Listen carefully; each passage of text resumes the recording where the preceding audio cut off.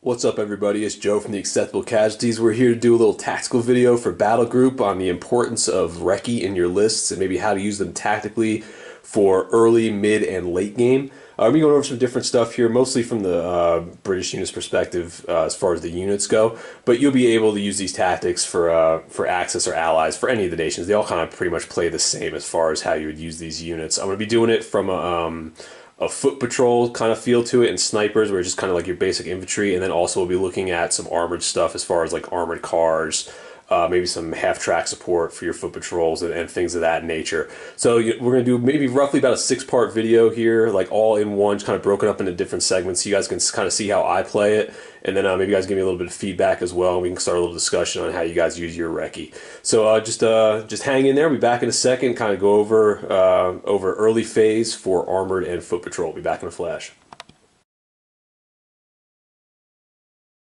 Alright, so we're back right now to do the armored segment of the Recce video. So right now for an early game, I just want to touch on as far as building your lists with these units in mind. It's when you first look at it, Recce's kind of pushed back into the support section when you're doing your list building. I mean, obviously you're going to be focusing on infantry, your forward HQ, you're going to be doing your armor, your artillery, all that stuff is going to be probably factored into your list before you even start thinking about Recce for the most part. You know, most people kind of look at Recce and they're kind of saying to themselves, it's used early in the game to maybe see if you can get your opponent to pull a chit, and then maybe a little bit for deployment purposes in that first and second turn, and then they kind of just get lost in the mix.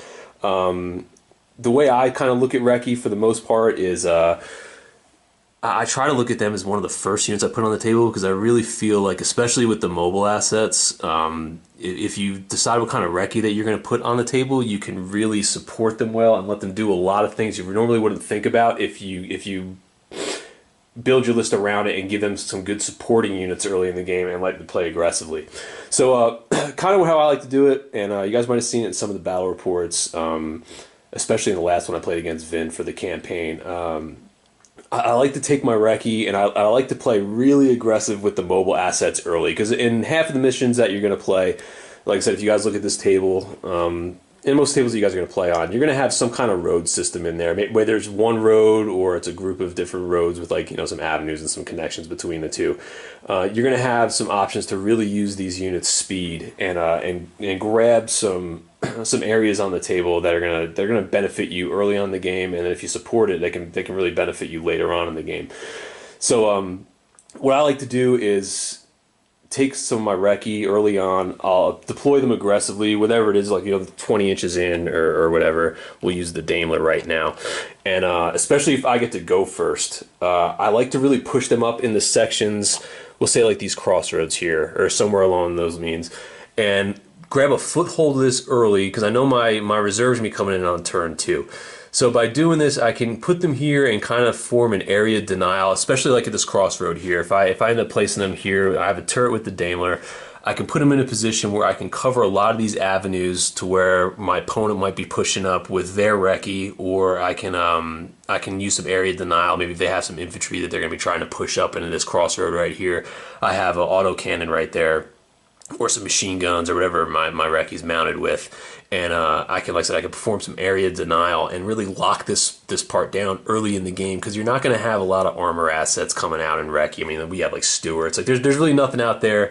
I mean, maybe some Pumas or something like that. That's not going to be able to really just pop this turn 1 consistently. So I think you can play aggressive with your armor assets, push them up the table, and like I said, you're very mobile on the roads too. So, you know, even if you wanted to, you can push up to maybe like the hotel here and really pin your opponent back in, and that's, I did that in a game previously, and that works really well. But you have to have units in your list that on turn 2, when they come in from reserves or whatever mission you play, but, you know, we'll just say like turn 2 when your reserves start to come in, that they're also mobile that first wave, whether they're at half tracks or maybe you have some faster tanks, where they can really push up these roadways and come in and support and take over the position from this Recce, because you don't want these guys sitting out there too long. you want to have these guys really just grab a piece of terrain and before the firefight really starts to open up, and then once it does, you want to kind of pull back, but you don't want to send them up early in the game if you're not going to reinforce them, because then you're just putting yourself in a bad position and you're not really going to be gaining anything from it. There's no point in pushing up this far unless you're really going to support these units.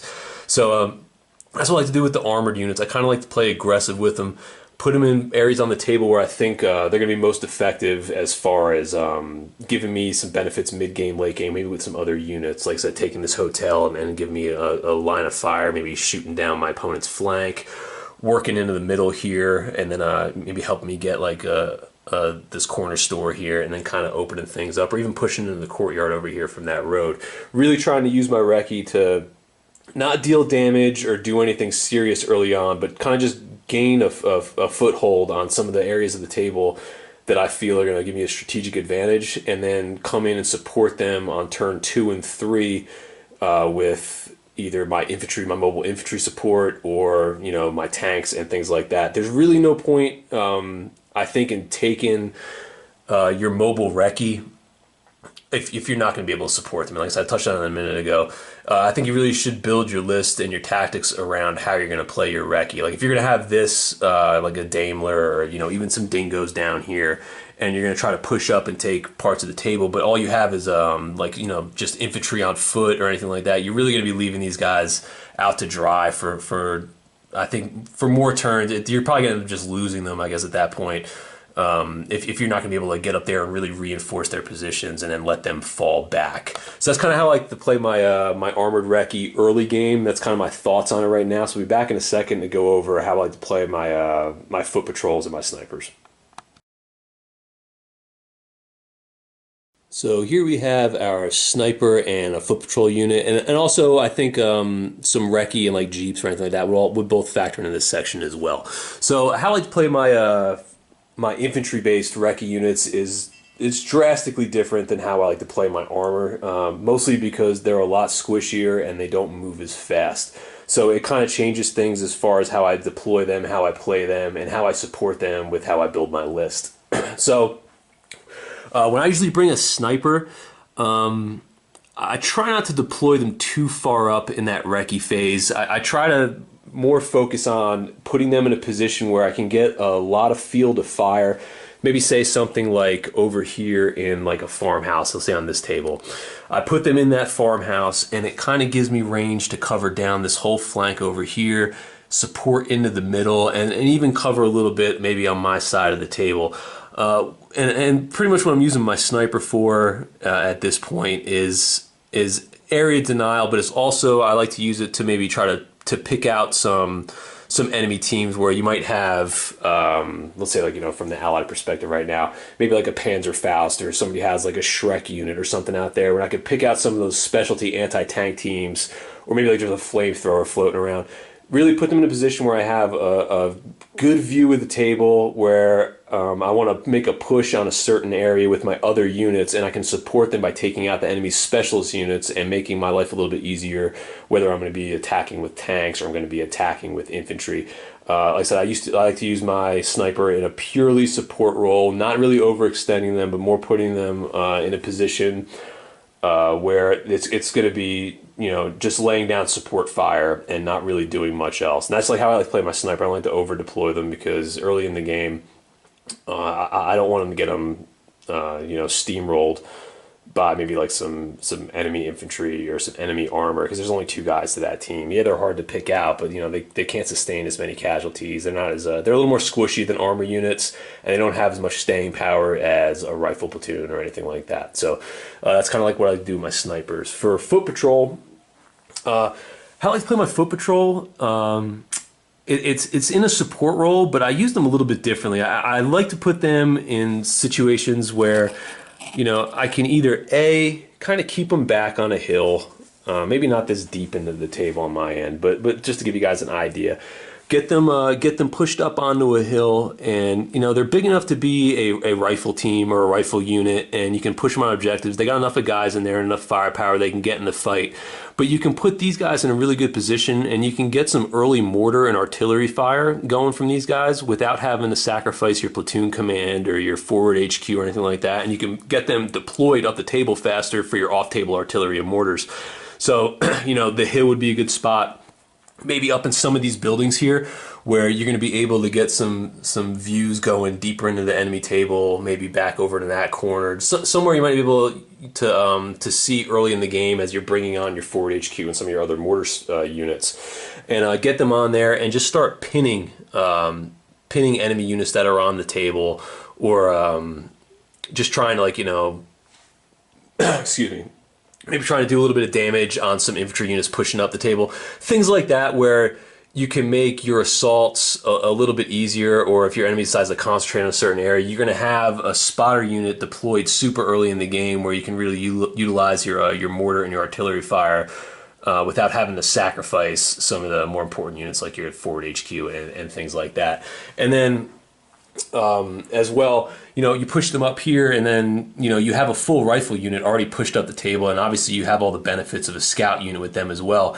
But if your opponent doesn't counter with any kind of deployment, and let's say like in this avenue right here, you can maybe wait a turn or two, and as you're starting to get more forces on, now you have a forward deployed rifle unit that can maybe even push a little bit further up and be added to that wave of attack that you're going to have. Because unlike the armored units, you're going to play a little bit slower, I feel, with the foot patrol and with the sniper, and that's going to, I think that benefits back to list building as well, where you're going to have this foot patrol unit, you're going to have that sniper unit. You're not going to be playing hard and fast with your list most likely, because you won't be getting the most out of your recce. I think with these two types of units, even with the Jeep, with like the artillery spotter option that you can get with some recce stuff, I don't think you want to over deploy with these guys. I think these guys are best used as being placed, with the added reconnaissance deployment, being placed in some beneficial areas where they can more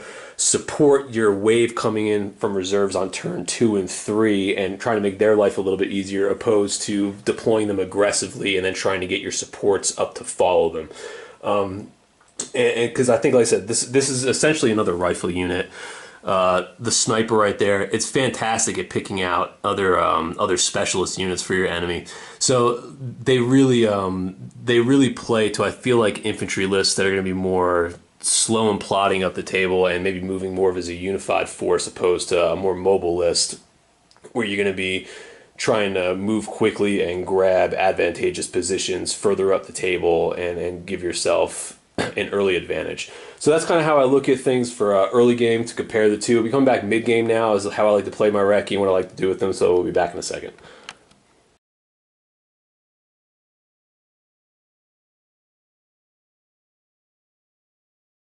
Okay, so we're back now for mid-game for our recce and how we're going to support them for the mobile assets, the mobile armored assets. So I left these guys back out here. I put the Dingo up by the hotel, say if I pushed them to that far, and then the Daimler I kept down here to kind of do some support going all these rows right here, try to maybe pin down my enemy and really lock down these positions here. So by turn, we'll say 3, maybe turn 4, with the list that I would build around these kind of recce assets, I most likely would have some kind of Shermans. I would also have half tracks, bringing them out for mobile infantry, and really play aggressive and push these guys up and get them into their positions early on and take over these areas so I can get the recce and I can pull them back. I don't want to leave them on the front line. It's not something that I really want to do, because like I said, there's squishier units. And once the enemy starts bringing in some of their tanks, some of their firepower, they're not going to be able to hang around that long in a firefight. They might be able to do some damage against some infantry, but like I said, once you start getting the waves of defenders or whatever your enemy's bringing on the table, whether it's armor or infantry, once that starts coming in, the amount of fire these recce units are going to take on that front line, even though they are armored, they're going to be put in a bad position early. And I think that if you save them, obviously you're going to save the chits, and that's a big deal. But I also feel like if you use them wisely, early on and you save them, they can play a pretty big role late game. But as far as mid game goes, with these guys, I like to, I said, I like to play aggressively early, and then once they're reinforced, I like to trade off their position and then pull them back. With this scenario right here, obviously there's two Shermans there, so you can keep your armored cars and all that. Maybe in an anti-infantry support role where you can let them use their machine guns or anything like that to kind of deal with maybe some infantry that might be closing in on your Shermans for anti-tank or anything along those lines. Maybe even just to help pin units so the Sherman can maybe focus on some more armor duties instead of having to deal with infantry all the time. And the same thing with infantry comes up as well, like mid-game. You get your infantry maybe planted on this house, which would be like a great position. Same thing with the hotel over here. You don't want to pull your Recce back too far because, like I said, they would do a great job in a supporting role as far as holding off enemy infantry and preventing some close assaults, or maybe if you get whittled down after a couple turns, you still have another unit there that can pop out and prevent enemy infantry from maybe taking some risks across the road like that with an ambush order, or maybe you push them out from a hidden area that you tuck them away in, and then you're able to get them when they're kind of hanging out, making a push for an area over here. Mid game, like I said, I think they play a really good role for supporting your infantry or your armor or whatever you use after you swap out positions and you start to fortify those areas that you tried to take early on aggressively with your Recce movement and Recce deployment.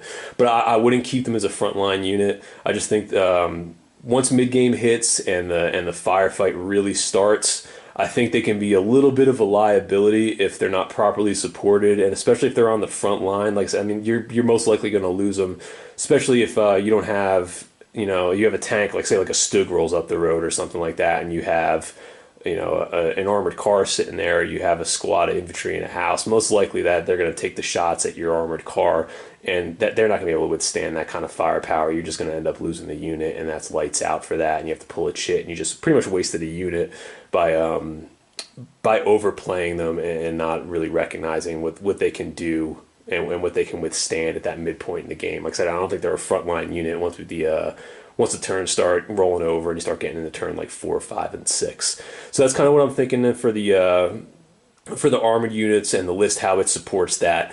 Pull them back, use them more in a support role, a very reserved support role, not aggressively deployed or anything like that. Give them a very specific job mid-game as far as maybe supporting a flank for your infantry or maybe supporting a blind spot for your tank, and try to keep them out of sight as much as possible, and just really utilize their mobility and their weaponry to kind of cover flanks and blind spots as the bulk of your army pushes up the table. So I'll be back in a second to kind of go over the infantry Recce for mid-game as well. So here we are for the mid-game segment for the foot patrol, sniper, the infantry, the Recce that we have set up right now for this little tactical video. So for this, I'm also going to bring in the Shermans right now to kind of show like the force coming in on the table. So as they were deployed earlier, obviously we have the sniper here. I've ended up putting my foot patrol up in this building over here. So what I'm thinking here, when I have these units on the table, as well as how I build my list and how I use my list for mid-game, most likely by this point, I'm going to have some assets pushing up. There would be some infantry sprinkled in here, but it wouldn't be as aggressive. How I like to use this is more of a blob. And if I had more models on the table, I would. I just don't feel like pushing them all around right now. But there'd be infantry sprinkled in here, some other units as well, and I'd be moving them up and kind of letting them build up on the back table edge here and moving them kind of in mass. The list that I would build around this Recce wouldn't be a quick, fast, hard-hitting list. It would be more about building up your numbers and really hitting the enemy in mass, in force, and using them all together at once. And I think the foot patrol and the sniper, they kind of lend themselves to that because, like I said, you can get them in houses and fortified positions, and you can use them to they use them to support your units, but not the same way that I think you use them to support with the mobile armored assets. I think out of these guys, and especially the sniper as well, well, not sniper as far as the mortar support, but for the foot patrol here, I like to get them just put in a position right here and just start raining down fire as far as like mortar, artillery, get them in a position to where I can pin down the back line of the enemy units and just have the opponent have to pull chits to get those units active again as I slowly push up the rest of my list into those positions. I'm not worried about leaving these guys in a position that might be a little bit far ahead for a turn or two, because most of these foot patrol teams, they have 8 to 10 guys in it. You're going to get a 4-up save for being inside these buildings or in a hard cover position. You can afford to take a couple casualties, and you can kind of still keep yourself in the fight. There's going to be no one-hit wonders for the most part, unless like you have like an ISU 152 drop a HE round into the building and wipe you out completely. I mean, you're going to be able to withstand a couple rounds of fire and keep these guys out here. Obviously, if they get pinned, that's a different story, but I'm saying as far as survivability and keeping them on the table, you can afford to take this unit, be a little more aggressive, deploy them in places where you have some clean lanes of vision going down like some of these avenues here, as well as kind of over to the hotel over there from this group of buildings right here. And you can start to focus on keeping units pinned down, not necessarily supporting them with the unit with as you would for the armored assets, as far as having them jump out and do stuff, but kind of keeping them locked down in an area and use them as mortar spotters, artillery spotters, and keeping some of the vulnerable areas for your enemy's deployment zone. If you put units in there, you can really kind of just hammer them with artillery and mortars as your bulk of your list ends up moving up. Same idea with the sniper. Obviously with the sniper, I don't like using them for pinning. I feel like you get more value out of them if you take the risks, roll the dice, and try to pop out those specialist units. I mean, if you have, like I said, some Shreks or some Fausts over here, and you're just pumping sniper shots in there, remember, you get to pick who gets plucked out of there. So, I mean, you can take out a Faust or a Shrek that's maybe sitting in that hotel right there. Like, that's huge, because now this Sherman can roll up, and that's one less AT asset sitting in there, which can make your life a whole lot easier as far as maybe taking an objective or pushing these Shermans up as they support infantry, and you make a play on maybe this area of the table over here. So that's kind of what I look at for mid-game for the infantry recce units, how I like to use them. Like I said, not as aggressive as far as pushing them up the table, not as aggressive as using them as a support unit in mid-game, but kind of locking down a certain area of the table and supporting these other units in your list from distance and kind of keeping units pinned on the defensive side of the table or your opponent's side of the table, and try to open things up for the rest of your list to play aggressively and make pushes on objectives, or maybe try to take out some beatdown units that are pinned down. So we'll be back in a second to kind of go over late game, how I like to use my recce and how they kind of play into things. I think this is not one of the areas where they shine every game, but you really can steal some glory and win some games here with how you use these guys if you're smart and you're able to keep them around and keep them alive for late games. So we'll be back in a second to kind of go over that.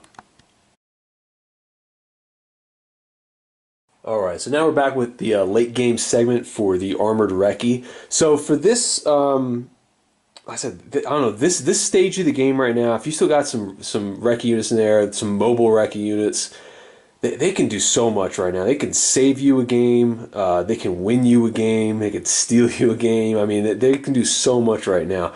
Usually by this stage, your side, your enemy's side, they're going to have already sustained a pretty decent amount of casualties. You're probably going to be looking at, being within like 10 points of your morale starting to break. It's going to be the end of the road for one of you. And if you still have, a unit like a Daimler here, or maybe an 8 rad with like the 2-centimeter guns, or even like a recce unit that has like double machine guns, anything that can lay out a lot of firepower and get around the table pretty quickly, you can do a lot more damage. You can punch way above your weight with these guys late in the game as far as getting your points back and crippling your opponent as well. So the way I like to look at it, like I said, if you play these guys mid-game and you hold them back as a strictly support role for armor, and I don't think I touched on it in mid-game, but like you can use these guys to spot for mortars as well, but I feel like that's an option B with them. I feel with the amount of firepower they can throw down and the fact that they're armored, you can put them in positions where you can make them almost like mobile machine gun bunkers against some of the lighter units, and I feel like that's where they work better. But that's for mid game. For late game, it's a little bit different, I think, with these guys. If you played cautiously with them and you were able to retain them and keep them throughout the game, keep them unpinned, undamaged, and they're ready to rock and roll for late phase, you can do a lot of stuff with them. Especially if you position them with a turn or two earlier with what you want to do with them late game in mind. So let's say as the game rolls out in the middle, your forces are able to kind of whittle down and really take control of this road here, and maybe you have a couple, maybe like 10 inches going in each direction where your units either control it or you've taken out the enemy units within there, and you have this gap that you can punch through right now. And there's no real AT units within range over there, and things are kind of open. You keep that Daimler down here, we'll say, for instance, or say it was an 8 rat or anything along those lines. You can spend a turn between two moves. You can probably punch up to about right here, maybe, like right in that crossroad, maybe in that back line there for your first turn. And your second turn, you might have whittled down infantry units back here, the opponent's HQ back here, some medium mortar units back here, a bunch of the smaller squishy units that are going to be lined up along that back table edge, or maybe somewhere along here along the hedges that go along that road. And you can just wheel that armored car, and over the course of like 2 turns, just with machine gun fire and everything else, you can just do mop-up duty on some of these softer units if you position yourself right to really exploit some of the gaps that are going to be in your enemy's line by late game. And it'll be a way for you to kind of get some extra chits, for some more morale hits against your opponent. And you're doing it with an extremely mobile unit that has a lot of machine gun fire that's going to, they're just going to lay waste to the lighter unarmored units like your infantry, your mortars, and things like that. And you can steal some morale from your opponent at that point. Like I said, if you play these guys smart and you don't overextend them early and mid game and keep them around toward the end, that's one of the ways that I like to use them, is keep them for that like knockout blow late game, because most people aren't going to be expecting it to be coming from a unit like an armored car or some more mobile assets, when you still might have some Shermans or some rifle units that are really pushing hard on objectives at other parts of the table. These guys can kind of sneak in and exploit some of the holes in your enemy's line and really wreak havoc a turn or two later along the back row, where they might have some support units or some other important units that are a little more squishy and less defended, less well protected at this point in the game. Another thing I like to do with those guys as well is, let's just say I got the Dingo right here. For whatever reason, we kept him back here. We had to pull him back pretty hard mid-game because this flank maybe started to crumble, but we were able to kind of whittle things down. It's become a stalemate over here.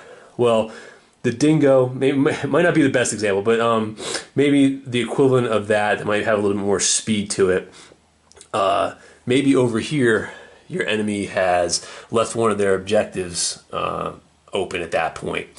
They had to swing some units over to maybe help support the middle of the table. So over here, it's been left open. They have an objective there. You don't have any units over there. There's no threat from the bulk of your army, but so your opponent has this false sense of safety over here, this false sense that this part of the table, the battle over here is done, and you have this lone little armored car sitting back over here. Look how much ground you have to cover. This would be an afterthought to some other players who might not be as savvy or might not be really paying attention to everything that's on the table that you have left.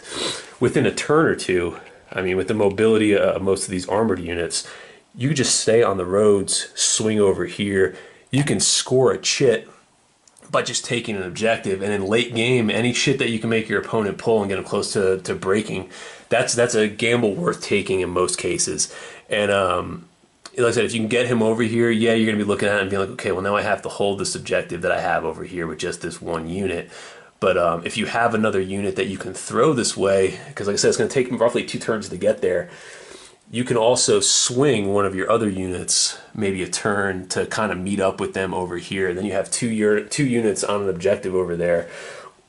that can, help take an objective and then hold it, opposed to just sending out just one armored car and doing it, if you have the assets available to do that. But like I said, if it gets in the late game, every chit counts. This might be the one that gets your opponent to break. Yeah, you might be low too, but if you can afford to maybe pull one chit or an extra chit and still kind of stay in the fight, it might be worth throwing that risk out there of exposing one of your armored Recce units that could get blown off the table rather easily, and then get over here and just force them to pull one, and then see what happens at that point.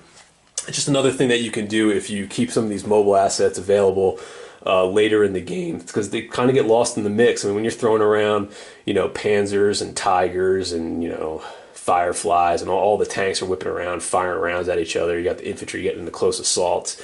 The game's really starting to unfold, and the battle's starting to swing back and forth. You tuck away one or two of these armored Recce units, and don't play them as aggressively, and get them into the mix of the battle in the middle of the game and kind of save them for the end. There's some stuff you can do with them just based off their mobility and, like I said, their anti-infantry assets as far as their weapons go. You can definitely break an enemy's your opponent's army with just a couple decent dice rolls, and you just having the foresight to kind of look at what can open up for you late in the game and kind of exploit some of these gaps and holes that your enemy might have in the line. So that's kind of two ways I like to play late game for these Recce units. I think, like I said, they really excel early on, but if you're smart with them, I think their value really can pop out in late game, especially in a close game, just with their mobility and what they're able to do. Like, they're a really solid unit, and I think they're worth adding to the list, especially if you have, like I said, if you have a mobile list. Mobile Recce, I think, is just the way to go. The way they play together for each phase of the game, they really, between your regular list and your mobile Recce, they just gel and synergize so well. And the more you get to play with them, the better that'll all start forming for the way you play the game as far as your battle plans and how things unfold. So we'll be back in a second to kind of go over the foot patrol and the sniper and some of those squishier Recce units late game and how I like to play them. So we'll be back in a flash. All right, so we're back for the late game segment here for the foot patrol and sniper Recce units. So for these guys, a little less aggressive how I like to play in late game. The other stuff is, they're like hunting dogs, going out and tracking stuff down and making things happen. With this sniper unit and that I have still over in that house over there, and then this foot patrol unit over here, my thoughts late game are a little bit different, and they're more, I think they're more flexible in what you can do. They just necessarily don't have the range. So I think at this point in the game, when you get in the late game, as you're pushing your main forces up, these guys should still kind of be intact with either no or minimal casualties. Just for what they do and what they bring to the game, they're not priority A number one for the middle. I mean, yeah, they're going to be a nuisance as far as spotting and things like that for dropping artillery and mortars, and that could get them a little bit of heat. But like I said, I don't think they're going to be a priority target for a good portion of the game. Now, as we get to the late game, same thing as before. Most sides are going to be whittled down. You're going to have some pretty heavy casualties, mostly inflicted, once you start getting into turns like 8, 9, 10, and beyond. Everybody's sides are going to be a little less functional than what they were in middle and late game. And I think that's where the flexibility of the foot patrol really starts to shine as well. Like I said, early game, I don't think that they're not as valuable early game. Mid game, I think they do a much better job as far as supporting everything on the table. Late game, I think they do have some value, but it's not necessarily to steal victories. I think it's more or less for you to reinforce what you've already gained at this point due to their lack of mobility. I mean, they are a full rifle squad essentially in most lists, so you're going to have a decent amount of firepower as far as firing going out, and you're still going to maintain that mortar or artillery spotting or whatever you have built into the Recce rules for that particular foot patrol unit. So as you see, you have them right here, mid-table. Just because of what they are, you most likely weren't able to push up too far in the Recce phase and get them aggressively positioned there, and they're kind of just in the middle as more of a support unit. What I like with these guys at this point is it gives you another infantry unit that you can assault with, you can take positions with, you can engage infantry with. They have a lot of functionality, and you can still withstand some casualties if you have to play aggressive for a turn or two with them. So say up here, maybe your main line, well, I was able to take this courtyard here. There's an objective in here, and you know, they're wavering at this point. I mean, they've taken heavy casualties. Some units might be pinned in some of these buildings around here, and this looks like it's on the verge of falling, or it could go either way. You know, just right here, you can have another full rifle unit, which is worth its weight in gold late game. You can take these guys, you can push them up into either one of these buildings, still help contest that objective, and even set yourself up for counter assaults late game. Or you get them up in here, and now you have a better maybe field of view for some support mortar and artillery fire for late game. But like I said, it's most likely going to be a fairly intact unit at that point that's going to have most of the benefits of being a regular rifle unit as a regular infantry platoon, but also carry some of those extra things as far as being able to scout so you can observe a little bit better, and you can still do all the other recce functioning things, like as far as mortar and all that other stuff that goes with it.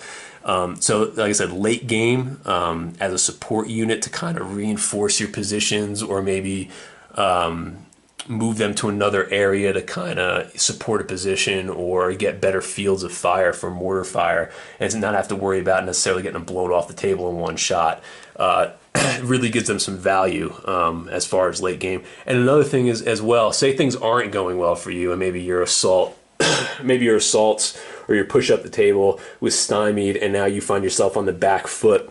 Having an extra rifle unit to fall back to a better defensible position, maybe say like in these buildings here, to maybe defend an objective on your side of the table, or to maybe hold a choke point that you know the enemy's going to have to come through to you know, land that death blow to knock you off the table.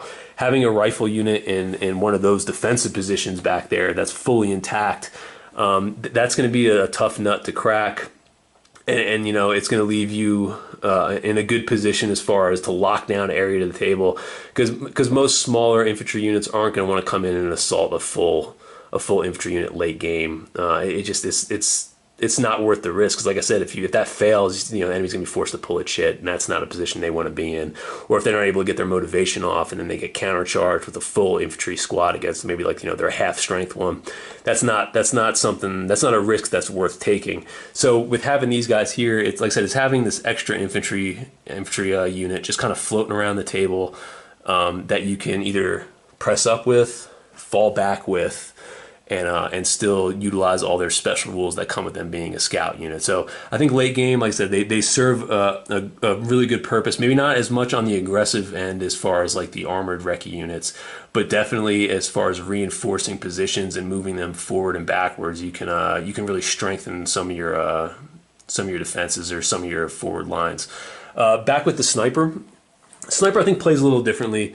I feel like all the games that I've played with, the mid game is when they really shine, when you start plucking out a lot of those specialist units. By the time you get to the end game, I think all the good hunting is not off the table, but it's definitely been whittled down and kind of limited to what you have. So anything you get out of them late game, I think, is a real bonus. Like, you know, if you can pull out like a late game Panzerschreck or Panzerfaust, to make that one tank a little more survivable on your side of the table, like that's pretty huge. But that opportunity doesn't always pop itself out. And plus, another added benefit of these guys is late game, you don't pull it shit when you lose them. And that's pretty huge late game, because you can play much more aggressive. You can leave them back here if you want to, and like I said, hold those fields of fire like we talked about earlier in the video. But like I said, if this area of the table's on lockdown and you already have some other assets over here, you could spend a turn or two pushing up aggressively across open ground if need be. And yeah, if your enemy wants to waste fire and take out that sniper unit, so be it. You lose a sniper. You don't lose a chit. There's no real negative to you taking a chance with him late game. It's a gamble worth taking, especially if you can get to a position maybe where, like say, like you push up from this house here to the hotel over there late game, and now you have a unit that, you know, you can pluck out like the HQ, or you can really start to maybe take some pot shots at like a mortar unit that's back there, just to kind of reposition yourself. And there's no real negative to you hanging him out in the wind for a turn or two to get him in a better position late game, because like I said, you're not going to be pulling a shit for it. Yeah, you might lose a sniper in that support fire, but in the grand scheme of things, when you're trying to break a army off the table, it's worth the risk in my eyes to do it.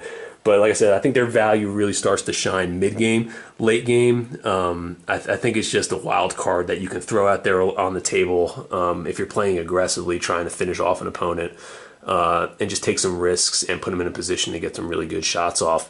If you're using them defensively, like I said earlier, to kind of like hold the line or maybe lock down the side of a table, I think just keeping them where they are and just making them a nuisance. I never had a lot of luck with as far as pinning units with this with the sniper. I always found more success on well, maybe just my dice, but just firing away and trying to do wounds and get morale tests, and especially late game, because 1 or 2 wounds on a lot of units is usually enough, because they've already been damaged.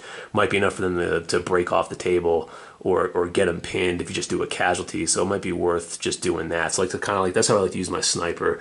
Not so much as trying to pin units, but definitely trying to do damage. Damage into units that might still have their full weapon capabilities, as far as like Bren guns and things like that. So that's how I use my snipers. That's kind of how I play late game for the Recce units here. Like I said, I kind of just grouped them into 2. I'll be back in a second to kind of wrap it up and go over kind of my thoughts on these guys overall, as far as armored and foot patrol infantry Recce units. I'll be back in a second.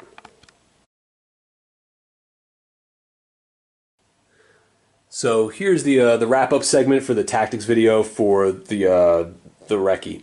So obviously we've been through 3 phases of the game with some different types of Recce units and how I like to play them on the tabletop. And like I said, these are just how I play and how I try to synergize them with my lists. How you guys use the Recce units for your lists at home or anything like that, it might be completely different as far as play styles go. And that's something I'd like you guys to share in the comments as well, because you guys might have some tips or how you guys use them that can benefit me and also benefit anybody else who watches this and reads the comments below. Kind of just make everybody a better player. But yeah, I don't know, like going back to what I talked about earlier, as far as, having these guys in your list, don't look at them as like a support option in your list that's almost an afterthought. I really think that you can develop your list and your battle plan around some of these Recce units, and they really can open up a lot of tactical options on the table as far as your how your list building is going to go, how your attack plans are going to go, and everything like that. I mean, like I said, this is the foundation of the game for you, essentially, if you're looking at it like that. Not necessarily from out-wrecking your opponent early on and making them pull a shit, but, having those assets on the table early to really execute your vision for how you want your game to play out. And I think that's one of the first things when you're building your list. Look at the Recce first and think of how you want to play the game, and just start with that in mind. Like, be like, hey, I want to play aggressive this game. I really want to be able to push my opponent and maybe corner them in. And the example of that would be like the game that I played against Vin. It was our 11th Armored against Vin's Panzer Company. It was, I think it was like 3 weeks ago. It was game 3 in the Overlord, the Operation Blockbuster campaign, where, my thoughts for that list and when the game and how it all rolled up was I was going to push aggressively, get Vin pinned into his back third of the table with my Recce, and then try to reinforce that position, knowing that I had a timed airstrike coming in at this one open spot that he had on the table. And if I can keep him kind of hemmed in to that little area over there, I'd be able to maximize that timed airstrike. And what ended up happening in that game, as you guys haven't seen it, that airstrike came in, I had really good dice, and I was able to blow up a Panther and a King Tiger, which, that essentially crippled Vin, and that was the end of the game at that point. And that all really came down, not necessarily to the timed airstrike or how the game played out for turns 3, 4, and 5. It was really based around having those Stuart Jalopies that I had deployed for Recce, pushing them up and having them be able to lock down a certain section of the table on Vin's end for the first 2 turns, 3 turns, as I pushed up with half-track infantry and Shermans and reinforced that position. And it forced Vin to really get into a tough firefight to try to dislodge me. And the longer I was able to withstand that, the better my chances were going to be of that airstrike coming in and being effective, which it was. And that's just one of the ways that you can look at using your Recce when you're building a list. It's really, really, really good for you grabbing areas on the table if you're willing to reinforce it, or setting your Recce up in positions where they can support a slow-moving assault that might be more focused around infantry in your list, and they can really use their position early in the game to lay down some artillery and mortar support, keep enemy units pinned, which makes life easier for your guys pushing up the table in mass, where they don't have to withstand as much fire coming down on them. So it's something worth looking at, something worth thinking about. It's not just an extra throwing unit. It's really a great tool in your list if you just put a little bit of thought into it and really think about how you can utilize all the skills that they bring to the table just in their actual profile for the unit, as well as the rules and how they work for the game itself and how the mission unfolds. So I hope this helped some of you guys out. Like I said, for me, you know, I'm not a new player. I feel like I've gotten enough of games under my belt where I'm comfortable with the rules. I'm kind of getting comfortable with the strategies as far as how the game plays at this point. But, you know, I'm still evolving as a player as well. So, you know, the more I get to use the Recce and some of the other things, I'll put out maybe like an advanced video, as well as like getting notes and feedback from you guys. That all this can evolve into something better, which will help maybe newer players coming through that are kind of jumping into the game and might be a little overwhelmed about everything that's kind of available to you. This might kind of help them out and let them learn the little nuances and kind of lessen that learning curve a little bit. So like I said, I hope this helped you guys out. Maybe think about some things a little bit differently. Give me some feedback so maybe I can learn a little bit as well from you guys. I mean, that's one of the benefits you know, the selfish benefits I get to do in these videos is the feedback I get. It makes me a better player, and in turn, that makes the battle reports better. It makes, you know, some of these videos for tactics and stuff that I do better, and you know, we all can kind of benefit off of each other. So thanks for watching. Like, subscribe if you guys haven't done it already, and then let me know if you guys want to see any more of these kind of tactical videos for maybe different types of units going down the road, or maybe like list building or anything like that. So I'll catch you guys later.